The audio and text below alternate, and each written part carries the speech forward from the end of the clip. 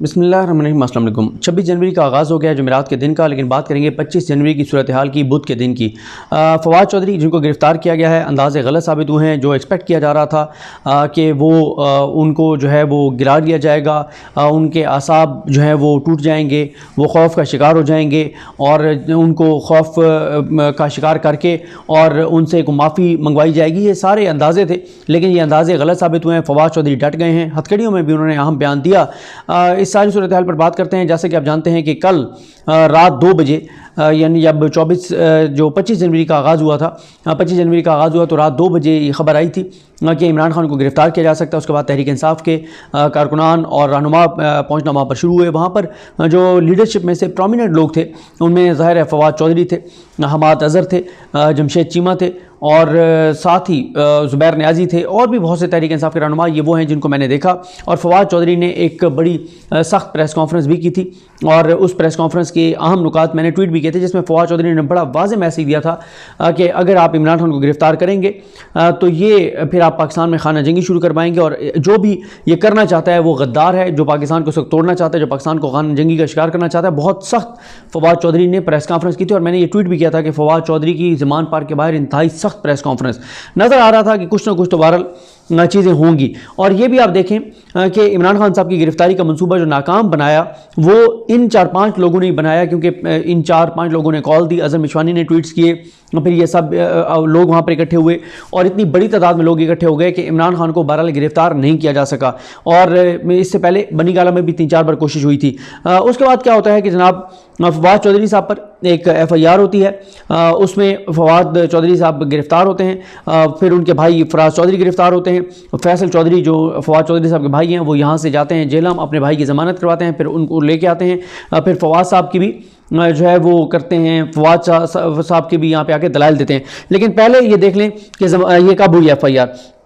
ये FIR हुई थाना कोसार में रात 10 बजे हुई और वकूआ के जो टाइम लिखा गया है वो 5:46 लिखा गया है। जो सेक्रेटरी इलेक्शन कमीशन है वो मुद्दई बनते हैं और इसमें वो लिखते हैं, कंटेंट जो लिखते हैं वो ये लिखते हैं कि बाखिदमत जनाब इंस्पेक्टर जनरल पुलिस इस्लामाबाद जनाब अली ज़ेर दस्तखती इलेक्शन कमीशन ऑफ पाकिस्तान में बतौर सेक्रेटरी फ़राइज़ सर अंजाम दे रहा है। आज मोरखा 24 जनवरी 2023 को बवक्त शाम 5:46 पर मैं अपने एक मुलाजिम के हमरा अपने घर सेक्टर F6 में मौजूद था कि इसी असना में 92 न्यूज़ चैनल पर फवाद चौधरी PTI MNA का एक इंटरव्यू नशर हुआ, जिसमें फवाद चौधरी ने कहा कि इलेक्शन कमीशन की हैसियत एक मुंशी की हो गई है। इस हुकूमत में इलेक्शन कमीशन ऑफ पाकिस्तान को फ़ोन किया जाता है और वो इलेक्शन कमिश्नर जो है वो क्लर्क की तरह बैठकर उसी वक्त साइन करके भेज देता है।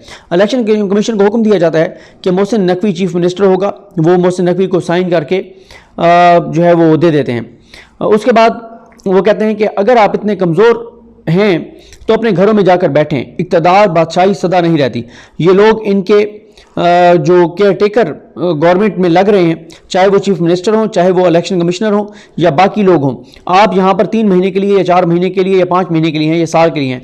आप लोगों का पीछा हम उस वक्त तक करते रहेंगे, उस वक्त तक करेंगे जब तक हम आपको करार वाकई सज़ा ना दे दें। पाकिस्तान के अवाम का कर्ज है हम पर कि हम इस रजीम में शामिल लोग जो आज पाकिस्तान के अवाम के साथ खिलवाड़ कर रहे हैं और उनको उनके घरों तक छोड़ कर आएँ। पाकिस्तान के अवाम इस जुल्म को माफ़ नहीं करेंगे। अब वो तमाम लोग जो 25 मई के वाक़यात में मुलविस थे, जिन्होंने इंसानी हकूक़ की बदतरीन पामाली की, उनको दोबारा लाया जा रहा है। आज हमने इलेक्शन कमीशन में दरख्वास्त दी है कि ये लोग जो 25 मई के वाक़यात में बराह रास्त मुलविस थे उनको पंजाब में तैनात ना किया जाए। उसके बावजूद अगर यहाँ पर तैनात रहे या तैनात किए गए तो हम इलेक्शन कमीशन के इन मेंबरान को, उनके ख़ानदानों को और ये जो लोग हैं इनको वार्न करते हैं कि अगर हमारे साथ जातियों का सिलसिला ना रुका तो ये आपको वापस पे करना पड़ेगा। इस पे आगे वो कहते हैं कि इल्ज़ाम अलैह ने अपनी इस तकरीर के ज़रिए चीफ इलेक्शन कमिश्नर और इलेक्शन कमीशन के दीगर मेंबरान और उनके ख़ानदानों को डराया और धमकाया है। इस तरह रियासत के इंतखाबी अमल में रुकावट डालने की कोशिश की है। इस तकरीर से इलेक्शन कमीशन के मेंबरान और उनके ख़ानदानों की ज़िंदगी के लिए एक मुस्तकिल ख़तरा पैदा हो गया है। मज़ीद यह कि इल्ज़ाम अलैह की इस तकरीर ने निगरान वज़ीर आला पंजाब और उनकी आइनी हुकूमत के ख़िलाफ़ भी नफ़रत का इजहार किया है और इसकी वजह से आवाम ने भी आइनी हुकूमत के ख़िलाफ़ नफ़रत, तौहीन और अदम एतमाद अवाम में पैदा किया गया है। इल्ज़ाम अलैह ने इस तकरीर के ज़रिए मुल्की इदारों में तसादुम और इख्तिलाफ़ात पैदा करने की कोशिश की है ताकि अवाम और इदारों के दरमियान नफ़रत और दुश्मनी पैदा की जा सके। आप जो ये लिखने वाले हैं ना सेक्रेटरी इलेक्शन कमीशन साहब, जाके पूछें पाकिस्तान के जिस इदारे का नाम लेना है लें और आगे से मोटी मोटी नंगी और गंदी गालियां सुनिएगा, नफरत सुनिएगा अवाम से, फिर आपको अंदाजा होगा कि अवाम कितनी नफरत करती है, आपको अंदाजा नहीं है। और ये फवाद चौधरी जो बात कर रहे हैं वो कोई और बात कर रहे थे, लेकिन ये एक फैक्ट है कि जितने लोग इस वक्त ये खिलवाड़ कर रहे हैं, ये अपनी रिटायरमेंट के बाद पाकिस्तान में नहीं रह सकेंगे। ये नहीं है कि मैं खुदा न खास्ता कह रहा हूं कि लोग इनके ऊपर हमले करेंगे। इनको डाकू चोर गद्दार मीर जाफिर मीर सादिक और इनको मुंशी दरबारी पटवारी इस तरह के अलकाबात से इनको लोग घेरेंगे। ये कहीं नहीं निकल सकते अपनी रिटायरमेंट में बाद। अभी तो इनके साथ सिक्योरिटी होती है, इतनी पुलिस होती है हट्टो बच्चों और बड़ी सिक्योरिटी प्रोटोकॉल। ये निकल के दिखाएं अवाम में, अवाम इनके साथ जो हशर करेगी। ये नहीं मैं कह रहा कि खुदा न खास्ता अवाम इन पर हमले करेगी, इतनी पाकिस्तानी कौम में इतनी गैरत नहीं है कि प्रोटेस्ट उस हद तक जाके करे जिस तरह से श्रीलंका में हुआ है। लेकिन 12 लोग इनको चोर डाकू गद्दार के नारों से घेरेंगे और इनके लिए बड़ा टफ टाइम होगा। उसके बाद आगे FIR में कि इख्तलाफात पैदा करने की कोशिश की है ताकि अवाम और इदारों के दरमियान नफरत और दुश्मनी पैदा की जा सके। और मजीद ये कि इल्ज़ाम अलैह ने इलेक्शन कमीशन जैसे आइनी इदारे को इसके फ़राइज़ मनसबी से रोकने के लिए चीफ इलेक्शन कमिश्नर, उसके दीगर मेंबरान और उनके ख़ानदानों को धमकाया है ताकि वो अपने फ़राइज़ सर अंजाम ना दे सकें। ये हो नहीं सकता, आप फ़राइज़ सर अंजाम ना दें, ये कैसे हो सकता है? आपको जो हुक्म दिया जाए और जिस मकसद के लिए आप लोग बैठे हैं आप वो ना करें। उसके बाद है कि और इस तरह से मुल्क में बदअमनी और इंतशार पैदा करने की कोशिश की गई है। और ये सारे आगे बहरहाल वो सारे उन्होंने कहा कि अमन को पामाल करना चाहते हैं, हालात ख़राब करना चाहते हैं और खौफ व हरास पैदा हो गया है, दहशत पैदा हो गई है, शरअंगेज़ी पैदा करने की कोशिश की गई है, अमन तबाह करने की कोशिश की गई है और सरबराह की बड़ी तौहीन हो गई है। पहले बड़ी इज़्ज़त है ना चीफ इलेक्शन कमिश्नर की, उनकी तौहीन हो गई है। तौहीन और उस बंदे की होती है जिसकी कोई इज़्ज़त हो पहले। उसके बाद आगे उन्होंने खैर वो सारा कॉपी बराए इतला किया सेक्रेटरी दाखिला और चीफ सेक्रेटरी को, सेक्रेटरी सूबा पंजाब को, IG पंजाब और फलां सबको। ये जनाब हुई है FIR रात 10 बजे। उसके बाद फवाद चौधरी को तकरीबन 5:45 बजे 5:30 बजे तकरीबन, बहरहाल था 5 बजे के बाद का टाइम था, उनको जो है वो लाहौर से उनके घर से जो है वो गिरफ़्तार किया गया। और ऐसे जैसे को किसी दहशतगर्द को गिरफ़्तार करना हो, गुंडागर्दी की गई और वहाँ जाके धावा बोला गया। बगैर नंबर प्लेट की गाड़ियाँ भी थीं और कुछ पुलिस के लोग थे, कुछ कोई और लोग थे, पता नहीं कौन लोग थे। बहरहाल ये सारे गए और फवाद चौधरी को वहाँ से गिरफ़्तार करके और वहाँ से उनकी राहदारी, उनका रिमांड लिया। उसके बाद उनको सर्विसेज हॉस्पिटल ले गए। इस दौरान मामला लाहौर हाई कोर्ट चला गया। लाहौर हाई कोर्ट के जस्टिस वो सलीम शेख साहब में क्या नाम है उनका, उन्होंने बहरहाल समाअत की और ऐसे रिमार्क्स दिए कि हमें लगा कि आज तो पाकिस्तान में वाकई आइन और कानून की हुक्मरानी की तरफ हम बढ़ने जा रहे हैं। और बड़े उन्होंने कहा कि लेके आए IG को नोटिस, फलाना नोटिस, और ऐसे लगा कि यार क्या बात है, अदालतें वाकई काम करने लग गई हैं। लेकिन उसके बाद पुलिस के उन थानेदारों ने जूते की नोक पर रखा अदालत का हुक्म। उसकी वजह यह है कि जब पुलिस के पीछे ताकत हो तो फिर एक SHO जो है वो पूरी अदालत के ऊपर भारी होता है और पूरी अदालत की औकात नहीं होती कि वो अदालत जो है वो अपनी रेट मनवा सके, अपने इख्तियारात इस्तेमाल कर सके, क्योंकि यहाँ पे आइन और कानून के मुताबिक तो निज़ाम चल ही नहीं रहा। यहाँ तो कोई और ही जंगल का कानून है, कोई और ही कानून है जिसके मुताबिक मुल्क चल रहा है। खैर लाहौर हाई कोर्ट बड़े रिमार्क्स आए। उसके बाद जब बाद में IG पेश हो गया तो जज साहब ने कहा जी ये अब तो नाकाबिल समाअत है, दरख्वास्त उन्होंने मुस्तरद कर दी। अब ये जी इस्लामाबाद ले गए हैं और अब आपने जो है वो FIR ख़त्म करवानी है, जो भी करवाना है आप इस्लामाबाद हाई कोर्ट जाएँ, मेरा दायरा इख्तियार नहीं बनता। भाई आपका दायरा इख्तियार कैसे नहीं बनता था? आपकी कंटेम्प्ट हुई है, आपने हुक्म दिया है, अगलों ने आपके जूते की नोक पे रखे हैं आपके ऑर्डर। और वैसे अदालतों की हमारी औकात तो यही रह गई है। यहाँ पे आप देख लें कि इस्लामाबाद हाई कोर्ट के एक जज ने कहा कि कल इलेक्शन कराएं, इलेक्शन कमीशन ने कोशिश तक नहीं की। राना सनौला ने भी कहा कि हम नहीं कराते। उसके बाद फिर उसी अदालत के 2 जजेस, मुअज़्ज़ज़ जजेस बैठ के 2 तारीख को केस सुना, फिर 9 को सुना, फिर 19 को सुना, फिर 19 को बगैर सुने 26 को मुलतवी कर दिया। तो मतलब 26 यानी आज अब होगा। तो इस वक्त ये तो सूरत हाल है कि मतलब अदालत ने ये एक बार भी नहीं पूछा इस्लामाबाद हाई कोर्ट के चीफ जस्टिस ने कि भाई आपने क्यों नहीं कोशिश की। तो ये तो हालात है यहाँ पे। एक अदालत का एक जज अगर जुर्रत के साथ फैसला कर भी देता है, उसी अदालत के 2 जजेस बैठ के और फिर रास्ता फराहम करते हैं हुकूमत को और इलेक्शन कमीशन को, थोड़ा सा रिलीफ मिलता है और ये सारी चीज़ें होती हैं। तो खैर उसके बाद राहदारी रिमांड लिया गया, फवाद चौधरी को इस्लामाबाद मुंतकिल किया गया, F8 कचहरी लाया गया। जिस तरह से लाया गया वो मनाजर आपने देखे, कपड़ा ऊपर डालकर वो सारी चीज़ें। फिर यहाँ पे समाअत तो हुई, फैसल चौधरी साहब पेश हुए, अली बुखारी साहब पेश हुए और साथ ही कैसर इमाम जो है वो पेश हुए। यहाँ पे जो दलाइल हैं उनमें मैं नहीं जाता।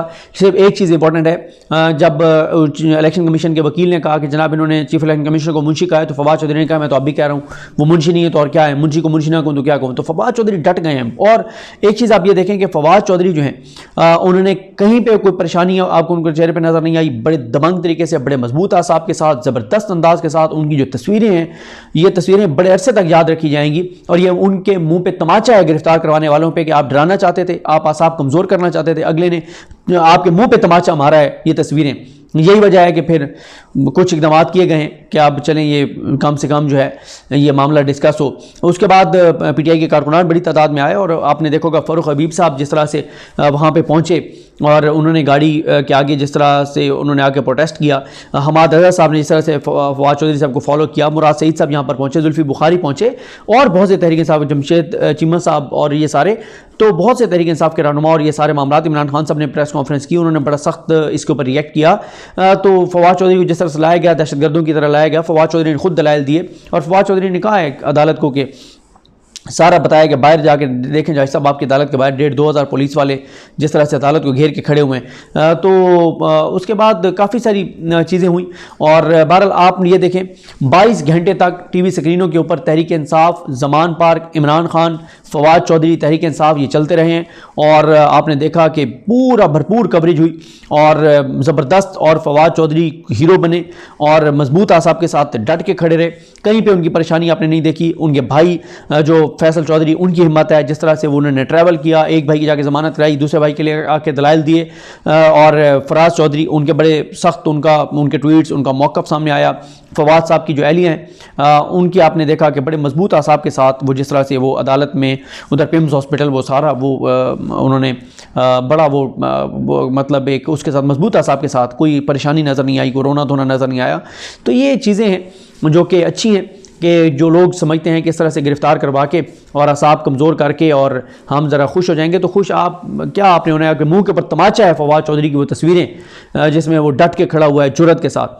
तो शर्म से डूब मरना चाहिए आपको, जो अगर आप समझते हैं कि इस तरह से जो है ये और फिर प्रेस कॉन्फ्रेंसेस कर रहे हैं जनाब, वो मरियम औरंगज़ेब साहब प्रेस कॉन्फ्रेंस कर रही हैं आके और बड़े बड़े बयानात, बड़ी बड़ी धमकियाँ। तो आप लोगों को इससे नुकसान होगा क्योंकि आवाम के अंदर एक तो रिएक्शन आएगा और आवाम के अंदर एक ज़ाहिर है जो जिसका जुल्म हो रहा था उसके हवाले से एक हमदर्दी भी पैदा होती है, लोगों में रिएक्शन और नफ़रत भी पैदा होती है और ये सारी चीज़ें।